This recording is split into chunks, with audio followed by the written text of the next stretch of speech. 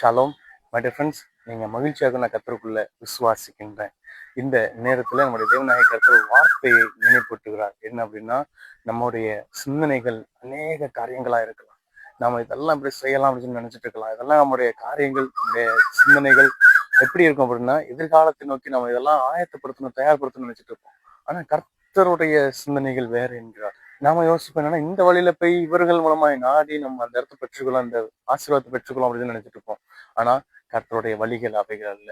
ஒருவேளை நீங்க ஏன் இதை கர்த்தர் அப்படி சொல்லுகிறா அப்படின்னு சொல்லி நம்ம நினைக்கலாம் அப்படின்னா, ஏன்னா நம்முடைய வழிகள் அவருடைய வழிகள் இல்லை. நம்முடைய வழிகளினுடைய தரத்தை பார்க்கிறோம், அவருடைய வழிகளுடைய தரங்கள் அதிகமா இருக்கிறது. நாம மிஞ்சி போனா ஒரு 80% ஒர்க் பண்ணலாம் அப்படின்னு சொல்லி 80% பாசிபிலிட்டி உள்ள வழியோடு நம்ம போயிட்டு இருப்போம். ஆனா கர்த்தர் நமக்கு வைத்திருக்கிறது 1000% பாசிபிலிட்டி உள்ள வழி. நாம் சரியாய் சக்சஸ் பண்ண அது நம்மை வழிவகுக்கும். எனவேதான் அவர் சொல்றாரு, என்னன்னா உங்களுடைய காரியங்களை பொறுத்து அநேகர் அங்கே உங்களுக்கு எதிராக செய்கிற சூழ்ச்சிகளை கண்டு நீங்க பயப்பட வேண்டாம். அவர்களுடைய வழிகளை கண்டு நீங்க பயப்பட வேண்டாம். அவர்களுடைய மிரட்டல்களை கண்டு பயப்பட வேண்டாம். அவர்களுடைய சூழ்ச்சிகளை கண்டு நீங்க பயப்பட வேண்டாம். நீங்க பயப்படாம நான் உங்களுக்கு வைத்திருக்கிற அந்த வழியில போங்க. அவர்களுடைய வழிகளை காட்டிலும் நம்முடைய வழிகளை காட்டிலும் நாம நல்லா இருக்கும்னு நினைப்போம், அவங்க நல்லா இருக்கக்கூடாதுன்னு நினைப்பாங்க. ஆனா நம்ம 2 பேருடைய வழிகளை காட்டிலும் தேவனுடைய வழி ஒன்று இருக்கிறது.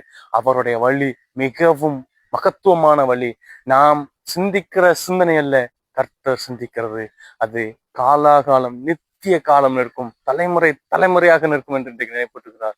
தேவனாகிய கர்த்தருடைய வார்த்தை விசுவாசிக்கிறவர்களாய் நம்முடைய சிந்தனைகளை காட்டிலும் தேவனுடைய சிந்தைகள் பெரியவைகளா இருக்கிறது என்றும், நம்மை அழிக்கிறவர்களுடைய சிந்தனையை காட்டிலும் தேவனுடைய சிந்தைகள் மாறுபட்டதாய், அவர்களை நிர்மூலமாக்குகிறதாய், அவர்களை அழித்து ஒருவேளை அவர்களை நம்முடைய கால்களுக்கு கீழே கொண்டு வருகிற வழியாய் சிந்தனையா இருக்கு என்பதை உணர்ந்தவர்களாய் இந்த நாளை மகிழ்ச்சியோடு துவக்குவோம். தேவன் தாமே நம்மை ஆசீர்வதிப்பாராக. God bless you all.